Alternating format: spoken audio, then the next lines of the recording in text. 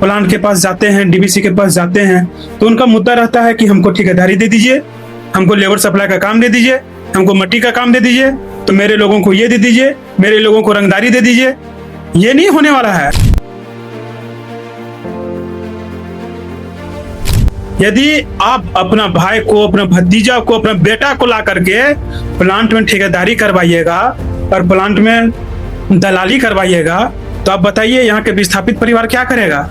कि आपके जीवन में एक कठिन दौर भी आया जिसने आपको झकझोर के रख दिया, जिसने आपको तोड़ के रख दिया, जब आपके पिता इस दुनिया को छोड़कर चले गए। पिता का सिर्फ मेरे लिए पिता ही नहीं थे, मेरे लिए प्रेरणा थे, मेरे मार्गदर्शक थे और मेरे एक बहुत अच्छा मित्र थे। इवन मैं बता दूं कि मैं अपना कपड़ा भी खरीदता था तो पापा के पसंद से। आप अपने आप को आने वाले 10 सालों में कहाँ देखना पसंद करेंगे? देखिए, जैसा कि आप बोले कि इंसान की इच्छा अनंत होता है, हमें भी इच्छा है बहुत आगे बढ़ने का। आने वाला समय में मैं तनवारा पूर्वी से जिला परिषद का उम्मीदवार रहूंगा यदि जनरल रहेगा तो।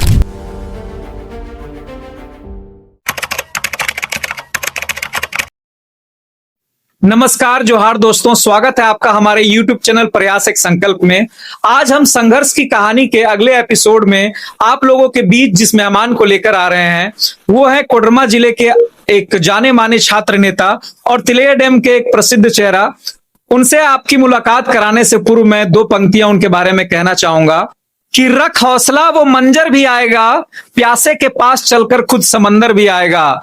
रख हौसला वो मंजर भी आएगा, प्यासे के पास चलकर खुद समंदर भी आएगा। थक कर ना बैठ ए मंजिल के मुसाफिर, थक कर ना बैठ ए मंजिल के मुसाफिर, मंजिल भी मिलेगी और मिलने का मजा भी आएगा। तो इन्हीं पंक्तियों के साथ मैं सादर आमंत्रित करता हूं हमारे बीच उपस्थित कोडरमा जिले के छात्र नेता सुधाकर यादव जी का। सुधाकर यादव जी, सबसे पहले आपका बहुत बहुत स्वागत है हमारे YouTube चैनल प्रयास एक संकल्प में। सबसे पहले तो आपको बहुत बहुत मुबारकबाद कि अभी कुछ ही दिनों पहले आपको झारखंड मुक्ति मोर्चा का छात्र मोर्चा का जिला अध्यक्ष नियुक्त किया गया। इसके लिए बहुत बहुत बधाई आपको। आपको भी बहुत बहुत बधाई सनी जी। आपके साथ साथ हमारे जितने भी आपके सब्सक्राइबर हैं, हमारे जितने भी अभिभावक हैं, पूरे जो हम पर एक उम्मीद बना करके, एक आशा दिखा करके जो हमको ये दायित्व दिए हैं, उसके लिए मैं तमाम हमारे पार्टी के जितने भी केंद्रीय नेतृत्व की टीम है, जिला नेतृत्व की टीम है, मैं सभी का हृदय से आभार प्रकट करता हूँ। कितना बड़ा विश्वास हम पर जताए हैं।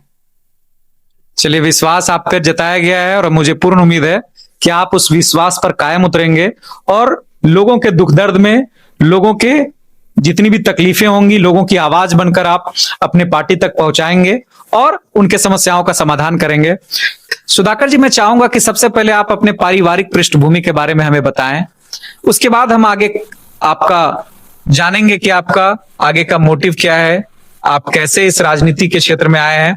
तो सबसे पहले मैं चाहूंगा अपनी पारिवारिक पृष्ठभूमि के बारे में और अपने यहां तक के सफर के बारे में हम लोगों से अपना विचार साझा करें।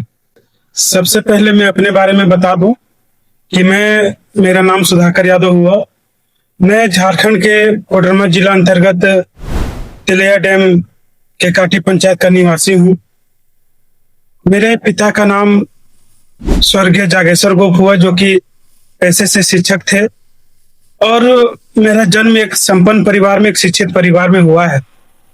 साथ ही साथ मेरा जो पढ़ाई का जो शिक्षा दीक्षा जो हम ग्रहण किए, JRS से होते हुए DVC मध्य विद्यालय, आदर्श +2 उच्च विद्यालय मधवाटान, फिर इंटरमीडिएट का पढ़ाई में ग्रिजली विद्यालय जो कि तिलैया डैम में स्थित है, वहां से मैं किया। उसके बाद में इंजीनियरिंग करने के लिए RIT Ram Govind institute of Koderma से मैं मैकेनिकल डिपार्टमेंट से इंजीनियरिंग किया हूँ। सुधाकर जी, मुझे जहां तक ज्ञात है कि आपका जो पारिवारिक पृष्ठभूमि है, आपका परिवार सामाजिक क्षेत्र में, राजनीतिक क्षेत्र में हमेशा अग्रसर रहा है और कहीं ना कहीं अपने क्षेत्र का प्रतिनिधित्व करता रहा है। मैं ये जानना चाहता हूं कि आपके दिल में ये इच्छा कब जगी कि मुझे राजनीति के क्षेत्र में आना है और राजनीति में अपना कैरियर कैसे बनाने का आपने सोचा? देखिए, सबसे पहले मैं आपको बता दूं कि जैसे कि आपने हमारे लोगों को बताया कि हमारे घर के लोग हमेशा समाज सेवा में अग्रसर रहे हैं, उसी तरह लोगों को दुख तकलीफ लेकर के मैं अपने पिता के पास, मेरे पिताजी पैसे से शिक्षक थे, लेकिन जब भी उनको समय मिलता था वो हमारे क्षेत्र के लोगों को हमेशा वो मदद करने के लिए हमेशा अग्रसर रहते थे। और क्षेत्र में शिक्षा के प्रति या फिर किसी भी जो विकास कार्य होता है पंचायत का, उसके प्रति मेरे पिता हमेशा अग्रसर रहते थे और चढ़ बढ़ करके आगे उन्होंने बढ़ करके काम करने का काम कर रहे थे।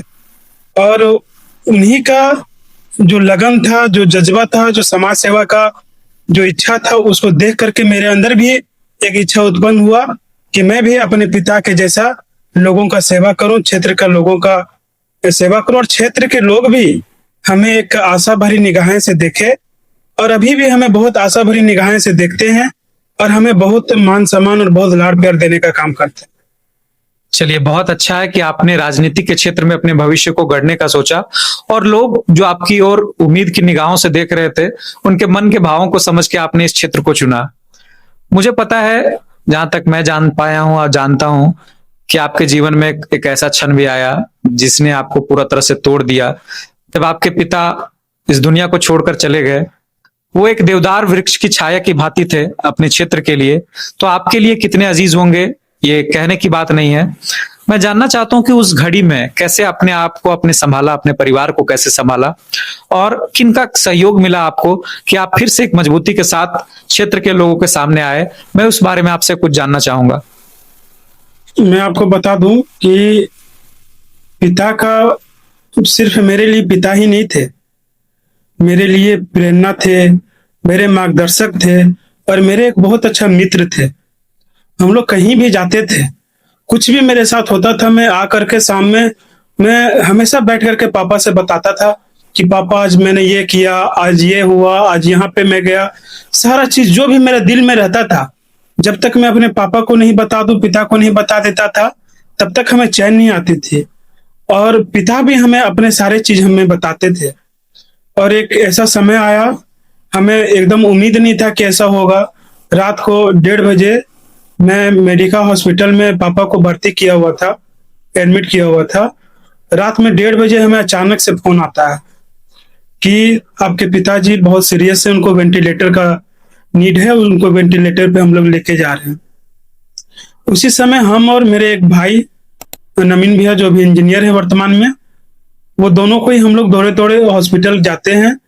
वहां पे डॉक्टर के द्वारा बोला जाता है कि 99% चांसेस कम है, अभी कोमा में चले गए हैं, हो सकता है कि 1% रिकवर कर जाए। वो सुनना, और हमको लगा कि मेरा दुनिया में कुछ है ही नहीं। वो समय से रिकवर होना, फिर मैं तुरंत वहां से मैं अपने अंकल, जो अभी वर्तमान में हमारे मार्गदर्शक हैं, मुखिया प्रतिनिधि हैं, उनको मैं कॉल किया कि इस तरह का सिचुएशन है। इनको भी ये तुरंत वहां पे पहुंचे और सिचुएशन को तुरंत हैंडल किए। मेरे भाई उस समय न्यू वर्तमान में ही इन्फोसिस कंपनी में, उन्होंने 3-4 दिन पहले ही दिल्ली में, नोएडा में जाकर के ज्वाइनिंग लिए थे। उनको बताना ही मेरे लिए काफी टफ था। मैं हमको समझ में नहीं आ रहा था कि मैं अपने भैया को कैसे बताऊं कि पापा नहीं रहे या आपको पापा से मिलना है। हमको झूठ बोलना पड़ा कि पापा का ऑपरेशन होने वाला है, पापा आपसे मिलने के लिए बुला रहे हैं। अब वो भी तुरंत लगभग 1-1.5 घंटा के अंदर में ही हॉस्पिटल पहुंचे। उसके बाद मेरे तमाम जितने भी हमारे वहां पे अगल बगल के लोग थे, सभी लोग पहुंचे। हमारे घर से भी मेरे भैया, मेरे पापा, मेरे चाचा, सभी लोग वहां पे गए और जा करके उस सिचुएशन में।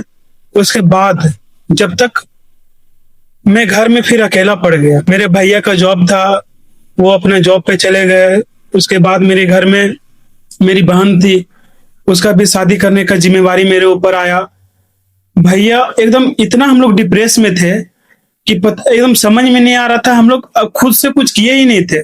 इवन मैं बता दूं कि मैं अपना कपड़ा भी खरीदता था तो पापा के पसंद से, मैं अपना कुछ भी करते थे तो पापा के पसंद से। एकदम हम लोग को समझ में नहीं आ रहा था कि क्या होगा, कैसे होगा। लेकिन उस बुरी स्थिति में हमारे घर के लोग काफी मदद किए।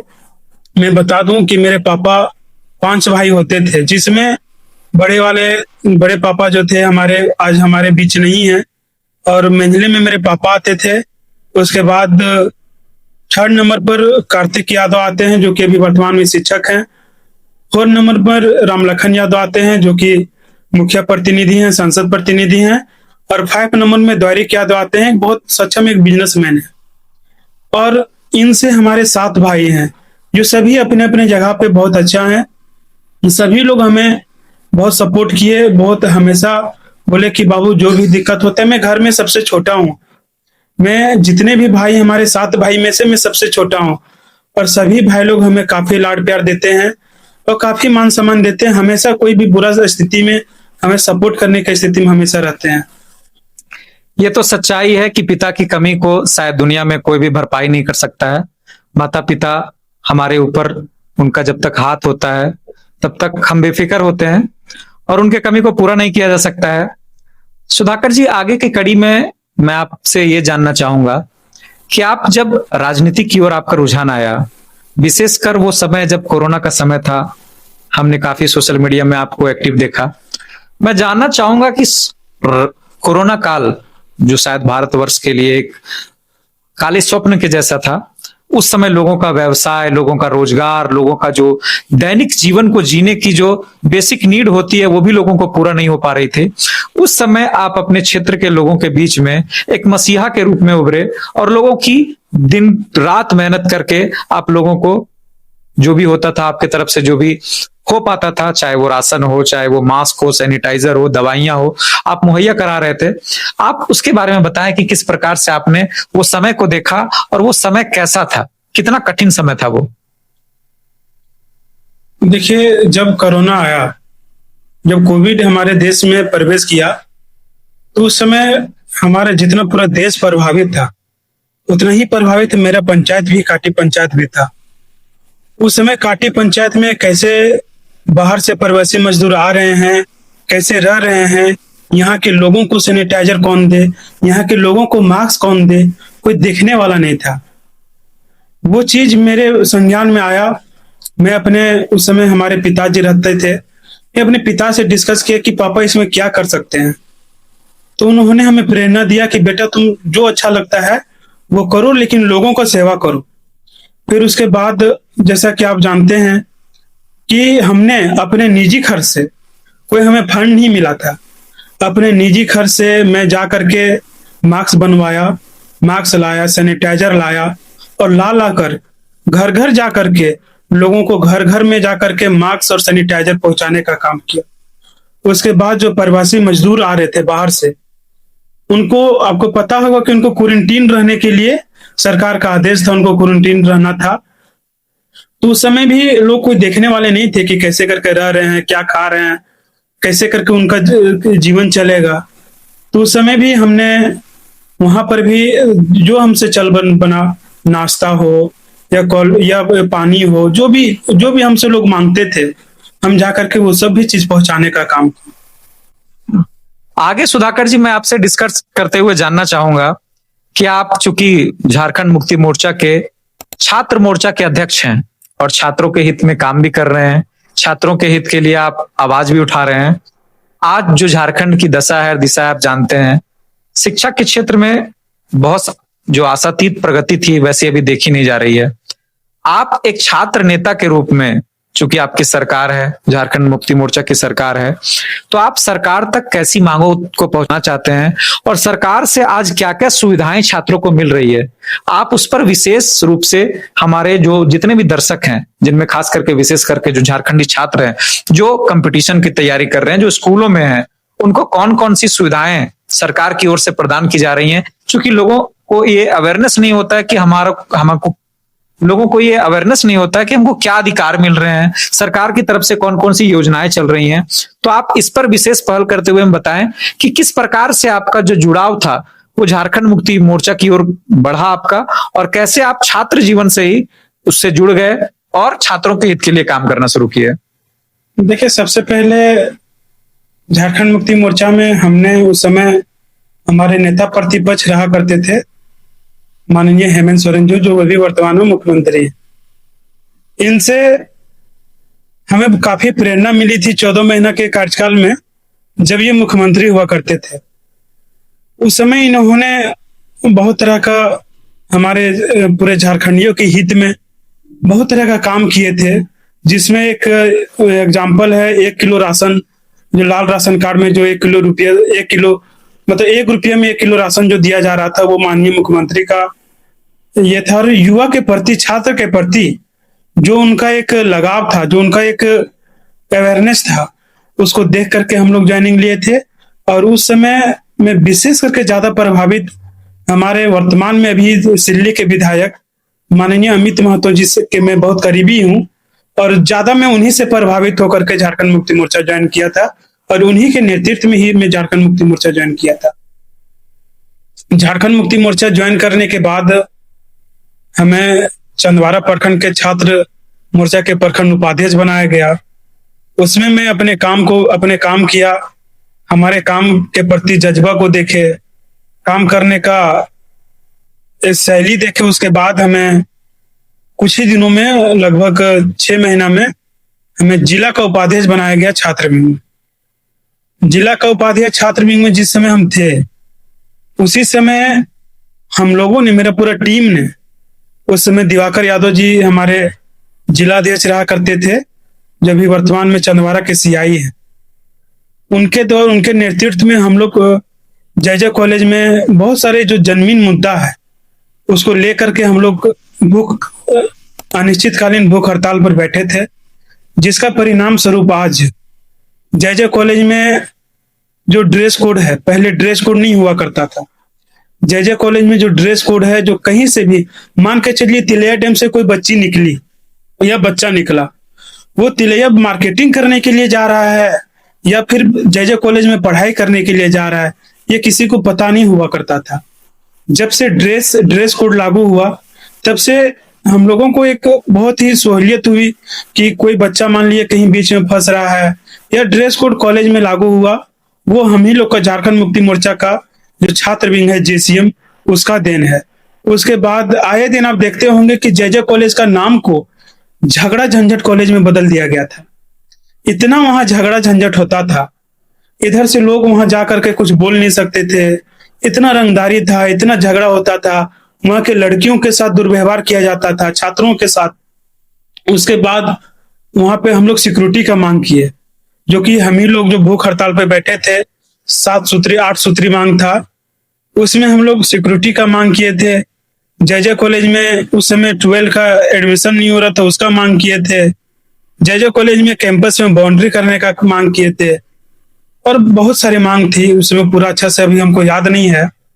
और आज जो जय कॉलेज में सिक्योरिटी है, हाँ, विषयवार हम लोग शिक्षक का मांग किए थे, वो सब हम लोग का मांग था, और वो सब चीज पूरा किया गया था।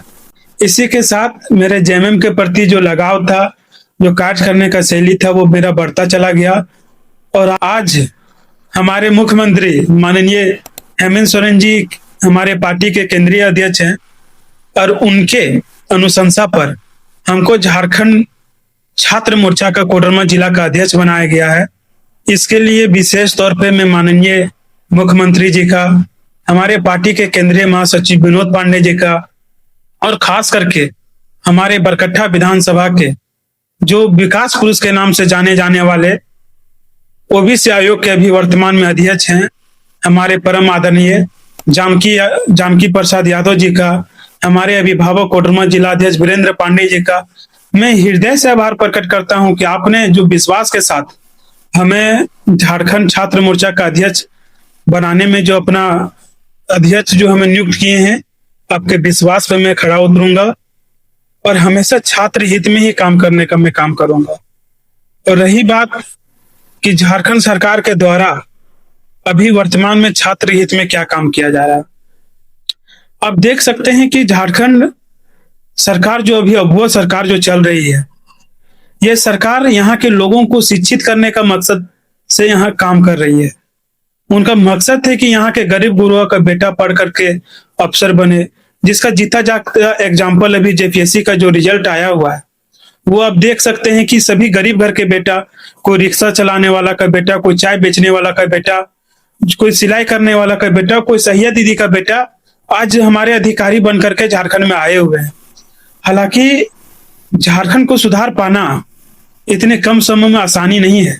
जहां पर 18 साल से भाजपा यहाँ पे शासन की है, और भाजपा पूरा झारखंड को खोखला करने का काम किया है, उसको माननीय मुख्यमंत्री जी धीरे धीरे अपने संघर्ष से सुधार रहे हैं और निश्चित तौर पर आने वाला समय में छात्र हित में काम कर रहे हैं और काम करेंगे।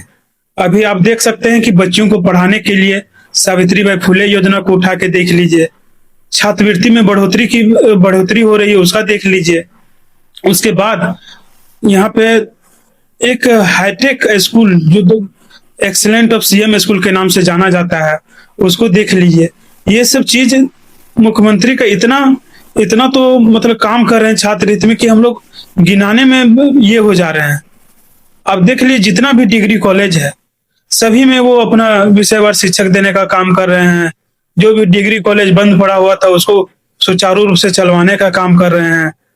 अभी हमारे ही क्षेत्र में चंदवारा में डिग्री कॉलेज बना हुआ है, उसमें भी उन्होंने शिक्षक देने का बात बोले हैं।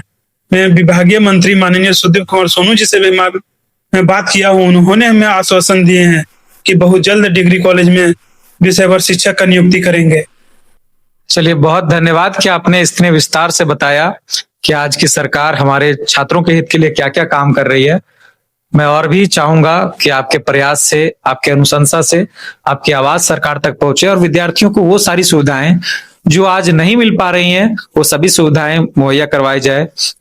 जैसा कि अभी सरकार के द्वारा एक योजना ज्ञान केंद्र के रूप में एक लाइब्रेरी का जो हर पंचायत में मुहैया करवाया जा रहा है, वो भी एक बड़ा ही सराहनीय कदम है सरकार का। और मैं चाहता हूं कि इस तरह का कदम सरकार उठाते रहे छात्रों के हित के लिए। मैं अब आपसे आगे ये जानना चाहूंगा कि आपने तो अपना भविष्य राजनीति में बनाया, चाहे आपकी पारिवारिक पृष्ठभूमि ऐसी थी, चाहे आपका समाज के प्रति लगाव ऐसा रहा, चाहे समाज के लोगों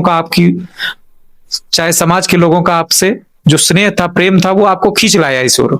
मैं जानना चाहूंगा कि आज के जो युवा राजनीति में अपना करियर बनाना चाहते हैं, राजनीति उनके लिए कितना फलदायक है और कितनी कठिनाइयां हैं इसमें राजनीति के क्षेत्र में, और जो आने वाले युवा जो राजनीति में अपना भविष्य बनाना चाहते हैं उनको आप क्या संदेश देना चाहते हैं?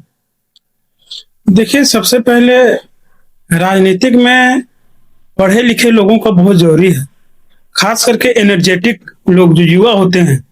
युवा में एक नया जोश होता है, नई खून होती है, वो लोग एनर्जेटिक होते हैं। और किसी भी दल में युवा को होना बहुत जरूरी है राजनीति में। आप देख लीजिए, अभी भी हम यहाँ पे हैं तो इसके पीछे मेरा बहुत संघर्ष है। मैं 2013 में मैं पार्टी ज्वाइन लिया था। 2013 में मैं उस समय प्रखंड उपाध्यक्ष हुआ करता था। वहां से मैं अपने संघर्ष को जारी रखा।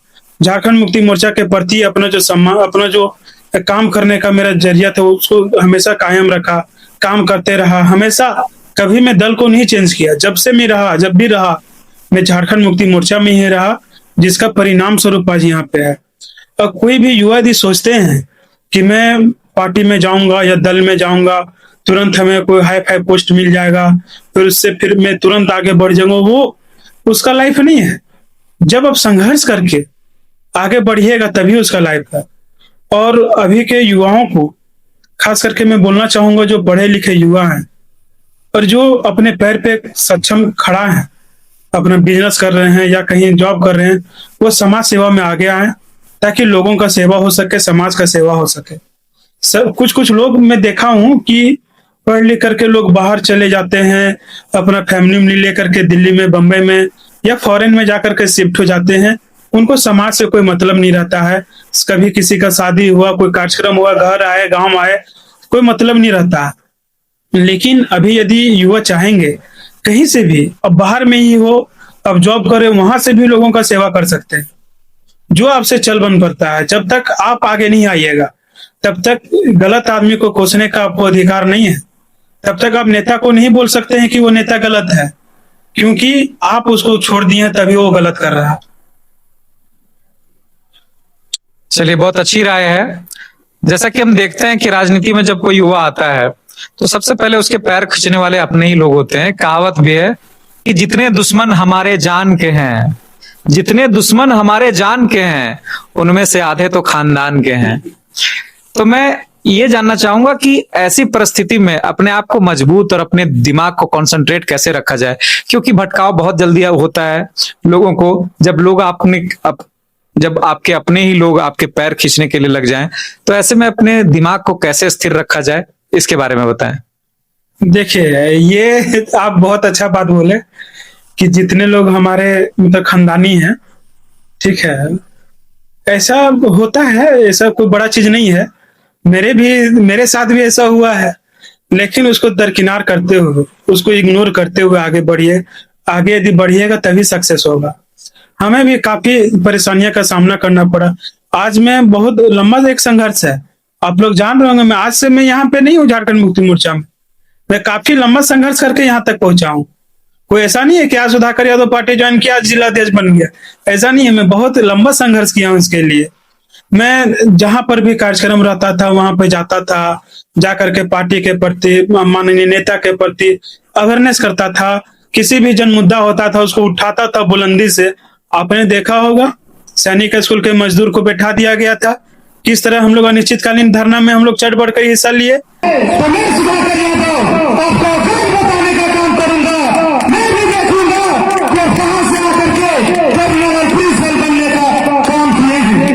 किस तरह से अपने आवाज को बुलंद किए, वो चीज तो किसी से छिपा हुआ नहीं है।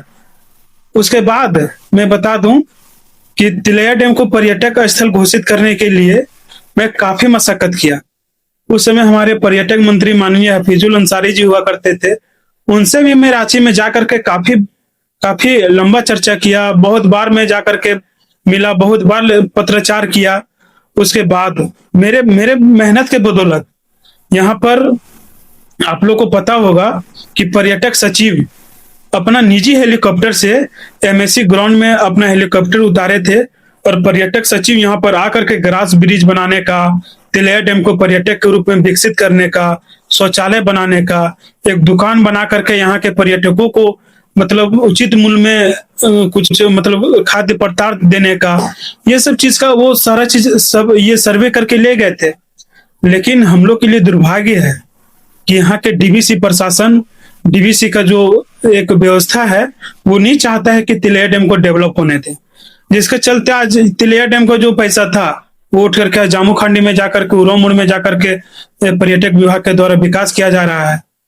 बहुत ही गंभीर विषय पर आपने चर्चा को छेड़ दिया है सुधाकर जी, तो मैं चाहूंगा आप ये भी अपना विचार प्रकट करें कि जैसा कि तिलैया डैम डीवीसी हमारे क्षेत्र में स्थापित है, 1950 से लगभग स्थापित हुआ था, स्थापना हुआ था इसका, 1948 में एस्टेब्लिशमेंट हुआ था, 1952 में इसका उद्घाटन भी हो गया था।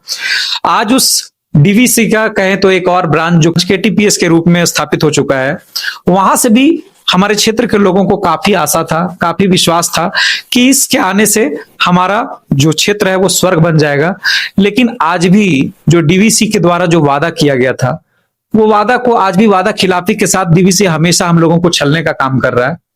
हम जानना चाहेंगे कि आज आप एक पार्टी से जुड़े हुए हैं, आपकी पार्टी सरकार में है, तो आप सरकार के एक आवाज के रूप में, आप सरकार के एक प्रतिनिधि के रूप में आप क्या कहना चाहेंगे कि हमारे क्षेत्र के लोगों को डीवीसी से, चाहे केटीपीएस से, चाहे और भी जो संस्थान है जो हमको छलने का काम कर रहे हैं, उसके साथ कैसी लड़ाई लड़नी चाहिए, और आप लोगों का आने वाले भविष्य में इसके ऊपर क्या क्या चर्चा चल रहा होगा, चाहे आप लोगों का कुछ प्लानिंग बन रहा होगा, इसके बारे में बताएं। देखिए, आपने सही बताया कि तिलैया डैम के बाद जो केटीपीएस बांधेडी का स्थापन हुआ, आज फिर उन्हीं का विस्तारीकरण हो रहा है। विस्तारीकरण होने से पहले भी यहाँ के लोगों के साथ सौतेला व्यवहार किया गया। वहां पे जितने भी विस्थापित परिवार हैं, किसी को बता दीजिए कि वहां पे कोई विस्थापित परिवार को अच्छा से वहां पे जीविकोपार्जन चल रहा है। मैं पूरा का पूरा आज डीवीसी यदि हम लोग के साथ वादा खिलाफी कर रही है, तो मैं डीवीसी केंद्र का चीज है और डीवीसी अपना प्लांट लगा रही है, क्षेत्र को विकास कर रही है, विकास का काम है, मैं उसको बाधा नहीं डालना चाहता हूं। लेकिन आज यहाँ के विस्थापितों को नजरअंदाज करके डीवीसी सोच रही कि मैं प्लांट लगा लूंगा, तो झारखंड मुक्ति मोर्चा को रहते हुए वो संभव नहीं है। हम लोग वो नहीं है। हम यहाँ का मैं पूरी मैं यहाँ के ये केंद्र का चीज है और यहाँ पे हमारे केंद्रीय मंत्री हैं। उसके बाद भी यहाँ के विस्थापित परिवारों के साथ शोषण किया जा रहा है, विस्थापित परिवारों के साथ सौतेला व्यवहार किया जा रहा है, वादा खिलाफी किया जा रहा है। इससे ज्यादा क्या दुर्दशा हो सकता है।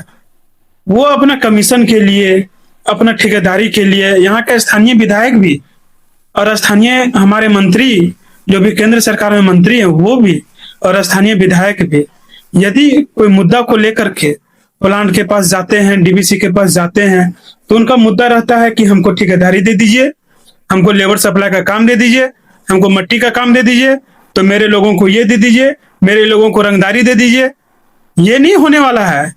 यदि आप अपना भाई को, अपना भतीजा को, अपना बेटा को ला करके प्लांट में ठेकेदारी करवाइएगा और प्लांट में दलाली करवाइएगा, तो आप बताइए यहाँ के विस्थापित परिवार क्या करेगा। यहाँ के विस्थापित परिवार से मैं आग्रह करना चाहता हूँ हाथ जोड़ करके कि सबको एक मंच पर आना होगा और एक मंच पर आकर के अपना आवाज को बुलंद करके अपना हक और अधिकार लेना होगा। आप देख लीजिए प्लांट में घूम करके कि यहाँ के विस्थापित परिवार का बेटा किसी का प्लेट साफ कर रहा है, तो कोई चाय, किसी को चाय पिला रहा है, तो मजदूरी कर रहा है। कोई यहाँ पे अच्छा पोस्ट पर नहीं है, जबकि पूरे झारखंड सरकार का अभी विचाराधीन है। झारखंड सरकार कैबिनेट में, पूरे सदन में लोकल जो इंडस्ट्रीज है उसमें 70% रोजगार देने का प्रस्ताव को पास किए थे, लेकिन अभी हाईकोर्ट में विचाराधीन है। लेकिन क्यों? यदि आप, मैं कहना चाहता हूं, यदि आप बिहार से आदमी ला रहे हो, बंगाल से ला रहे हो या दिल्ली से ला रहे हो, कहीं से भी ला रहे हो, वो लोग काम यहाँ पे कर रहे हैं, तो क्या यहाँ के लोगों के अंदर स्किल नहीं है? यहाँ भी बहुत बहुत लोग पढ़े लिखे हैं जो आज बाहर में जाकर के अपना जीविकोपार्जन के लिए अपना जीवन यापन के लिए बाहर में जाकर के व्यवसाय कर रहे हैं या अपना नौकरी कर रहे हैं। यहाँ के स्थानीय विधायक से भी मैं आग्रह करूंगा, स्थानीय मंत्री से भी मैं आग्रह करूंगा कि यहाँ के विस्थापित धूल फाक रहे हैं। यहाँ के विस्थापित अपना जमीन दिए तभी जाकर के डीवीसी बना है। डीवीसी कोई कलकत्ता से लेकर के जमीन यहाँ नहीं आया हुआ है, यहाँ पे विस्थापित जमीन दिए। और आज मैं बता दूं, डीवीसी के सबसे गंभीर मुद्दा है कि यदि किसी भी तरह से, यदि आप कहीं जा रहे हैं, आपका बाइक किसी से टकरा गया, वो आदमी आप पर केस कर दिया, यदि छोटा छोटा भी मामला में केस कर दिया और आप पर केस चल रहा है, तो वो पीवी नहीं बनाता है। आप गेट पास के अंदर नहीं जा सकते, गेट पास सीआईएसएफ नहीं देगा बना के। ये गलत है, उसको बना करना चाहिए। हर एक 6 महीना पे आप गेट पास मांग देते हैं, मेडिकल मांग देते हैं, मेडिकल का 1000 रुपया लगता है। एक गरीब आदमी जो 500 रुपया, 300 रुपया, 400 रुपया एक दिन में कमा रहा है, वो आदमी मेडिकल बनाने के लिए 1000 कहां से देगा? वो चीज विचाराधीन आना चाहिए। आपको बता दूं, क्या जो भी विस्थापित परिवार वहां पर है, अपना जीविकोपार्जन कर रहा है, वो यहाँ के पूर्व विधायक, गरीबों के मसीहा, बरकट्ठा के विकास पुरुष, ओबीसी आयोग के अध्यक्ष माननीय पिता तुल्य अभिभावक जानकी प्रसाद यादव जी का देन है, जो आज यहाँ पर विस्थापितों को अधिकार मिला है और विस्थापित अपना जीविकोपार्जन का एक साधन चुने हुए हैं। यहाँ के विधायक और सांसद सिर्फ प्लांट को लूटने का काम करते हैं, ठेकेदारी का काम करते हैं। हमको तो पता चला है कि कुछ यहाँ के ऐसे जनप्रतिनिधि हैं जो दिल्ली में भी अपने काम एग्रीमेंट करवा रहे हैं। प्लांट में तो छोड़िए, यहाँ पे बोलते हैं कि हम धरना, अनिश्चितकालीन धरना देते हैं।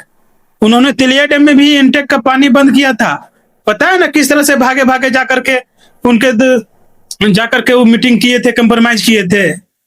यदि आप, वही हम कहते हैं कि आप विधायक हैं और आपको लोग, इन लोग बुला रहे हैं वहां पर, आप जाकर के बैठ करके बात कर रहे हैं। क्यों आप तिलिया डैम का पानी बंद किए थे? क्या यहाँ पे तिलिया डैम का पानी बंद किए थे? आप विधायक होते हुए तिलिया डैम का पानी बंद किए थे। यहाँ के लोग जो मांग को लेकर के तिलिया डैम का पानी बंद किए थे, यहाँ के लोगों को एक भी मांग पूरा किया गया क्या? आज आप अनिश्चितकालीन धरना किए थे, क्या उस धरना में जितना भी मांग था, एक भी मांग पूरा किया गया क्या? क्या अभी गाड़ियां ओवरलोडिंग नहीं चल रही है छाई का? क्या आज स्पॉन्ड का काम किसका है? पता कर लीजिए। प्लांट के अंदर मट्टी का काम किसका है? पता कर लीजिए। प्लांट के अंदर लेबर सप्लाई कौन दे रहा है? पता कर लीजिए। हाउस कीपिंग का भी काम यहाँ के जनप्रतिनिधियों के द्वारा किया जा रहा है। यहाँ के जब मुखिया के द्वारा 20-20 को लोगों का नाम मांगा गया कि आप एक काम कीजिए मुखिया जी, 20-20 लोगों का नाम दीजिए जो लैंड लूजर हैं, जिनका जमीन के टीपीएस निर्माण में गया हुआ है, उनको हम लोग सीधा रोजगार से जोड़ेंगे। लेकिन क्या CSR जो बोली थी सभी मुखिया लोगों को, क्या एक भी किसी का हो रहा है? हर एक पंचायत से 2 आदमी 3 आदमी, तो कोई पंचायत से 4 आदमी, कोई पंचायत का मुखिया थोड़ा प्रभावी है तो उसका 5 आदमी, कोई पंचायत का मुखिया थोड़ा सा मतलब ज्यादा नहीं तामझाम में रहते हैं, थोड़ा कम बोलते हैं, तो उसके पंचायत से 1 आदमी 2 आदमी, इस तरह करके सौतेला व्यवहार किया जा रहा है। और मैं यहाँ के विस्थापितों से बारंबार मैं बोलना चाहता हूँ कि जब तक आप एकजुट नहीं होइएगा, जब तक एक मंच पर नहीं आइएगा, तब तक आप अपना हक और अधिकार का अपेक्षा करना बेकार है। चलिए, बहुत अच्छा विचार है जो आपने लोगों को अवेयर किया कि कैसे लोगों के साथ सौतेला व्यवहार किया जा रहा है। और यहाँ के जो जनप्रतिनिधिगण हैं उनका भी कुछ उदासीन रवैया है इसके पीछे। इसके बारे में बहुत ज्यादा बोलना नहीं चाहूंगा क्योंकि ये कोई पॉलिटिकल शो तो है नहीं, लेकिन फिर भी मैं चाहूंगा जरूर अपने जनप्रतिनिधियों से कि जो जनहित के मुद्दे हैं, जो विस्थापित के मुद्दे हैं, उन पर एकजुट होकर यहाँ के लोगों के बारे में पहली प्राथमिकता देकर सोचें। तो सुधाकर जी, बहुत ही अच्छा कैरियर है आपका अभी तक का और बहुत प्रगति भी कर रहे हैं आप अपने क्षेत्र में, अपने कैरियर के क्षेत्र में। खास करके झारखंड मुक्ति मोर्चा में आपको उचित सम्मान मिल रहा है। जिस तरह से आपने पार्टी के लिए काम किया है, पार्टी भी आपके ऊपर उस तरह से भार दे रही है, आपके भरोसे को जीतने का काम कर रही है। मैं अब आपसे ये जानना चाहूंगा अपने पॉडकास्ट के अंतिम सेशन में कि आपका आगे का फ्यूचर जो आप कहाँ देखते हैं, आप अपने आप को किस रूप में देख रहे हैं और राजनीति में कहां तक पहुंचने की आपकी कोशिश है, उम्मीदें हैं। ऐसे तो इंसान की उम्मीदें और इच्छाएं अनंत होती हैं, लेकिन फिर भी आप अपने आप को आने वाले 10 साल में कहां देखना पसंद करेंगे? देखिए, जैसा कि आप बोले कि इंसान की इच्छा अनंत होता है, हमें भी इच्छा है बहुत कुछ, बहुत आगे बढ़ने का, लेकिन आने वाला 10 साल में मैं लोगों का निष्ठापूर्वक सेवा करने का काम करूंगा। और यदि लोग मैं हर एक घर जाऊंगा, हर एक गांव जाऊंगा, घर जाऊंगा, जा करके मैं फीडबैक लूंगा कि हमें करना क्या है। यदि पंचायत चुनाव में हमें आना है तो मैं पंचायत चुनाव में आऊंगा, और यदि लोग बोलेंगे कि नहीं अभी आपको टाइम है, आप सेवा कीजिए, तो सेवा करेंगे। ऐसे मेरी एक दिल्ली इच्छा है, मतलब अंतरात्मा से मेरा एक इच्छा है कि अभी आप देख सकते हैं कि जिला परिषद का क्या हमारे क्षेत्र में क्या काम होता है। आप देख लीजिए कि किसी भी तरह से कोई विकास का काम जिला परिषद फंड से नहीं हो पाता है। यहाँ के प्रतिनिधि जीतते हैं और अध्यक्ष और उपाध्यक्ष को सिर्फ वोट दे करके सीमित रह जाते हैं। तो मेरा एक अंदर आत्मा से इच्छा है, और मेरे पिताजी का भी इच्छा था, हमारे अभी वर्तमान में हमारे मुखिया प्रतिनिधि हैं राम लखन यादव, उनका भी इच्छा है कि आने वाला समय में मैं चंदवारा पूर्वी से जिला परिषद का उम्मीदवार रहूंगा यदि जनरल रहेगा तो। हाँ, तो भविष्य के लिए चलिए आपको बहुत बहुत शुभकामनाएं हैं, अग्रिम बधाई है मेरे तरफ से। आपकी जो दिली इच्छा है, आपके अंतरात्मा की जो आवाज है, ईश्वर जरूर सुनेंगे। और इसी के साथ मैं आपको एक बार पुनः बहुत बहुत बधाई देता हूं, आपके उज्जवल भविष्य की कामना करता हूं। बहुत बहुत धन्यवाद।